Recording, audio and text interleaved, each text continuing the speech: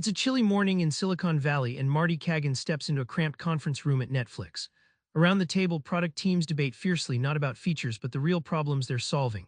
The tension is palpable because they're not building just another product. They're building something powerful, something truly empowered. But what does being empowered even mean? And why do most companies get it so wrong? Let's crack this open.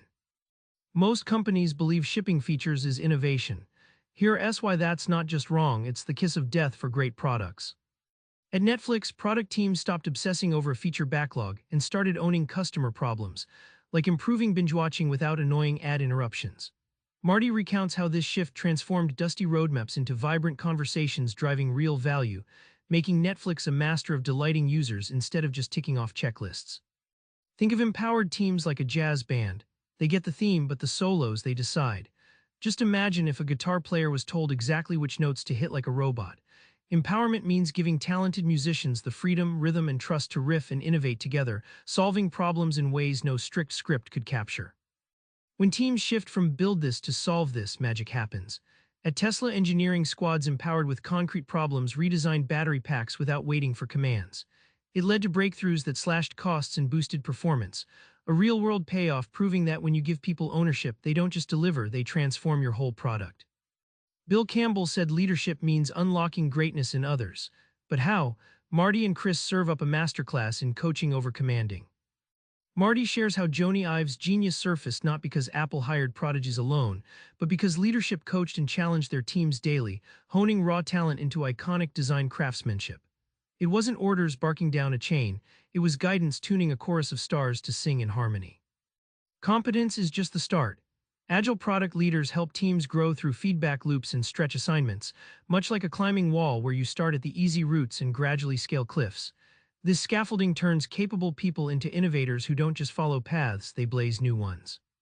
Great product leaders build environments like nutrient-rich soil, safe for failure, rich with encouragement, and vibrant with shared purpose. The payoff? Teams that don't just work, they thrive, propelling companies like Amazon past their wildest ambitions, because when people grow, the product grows exponentially.